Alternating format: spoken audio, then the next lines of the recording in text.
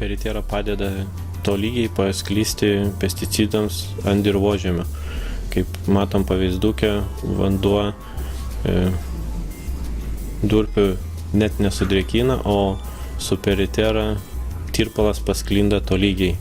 Ir tokiu būdu visas dirvožemio paviršius yra padengiamas tolygiai, ko pasekoje ir pesticido veiklioji medžiaga pasklinda tolygiai, o ne tam tikrose vietose sukoncentruota būna.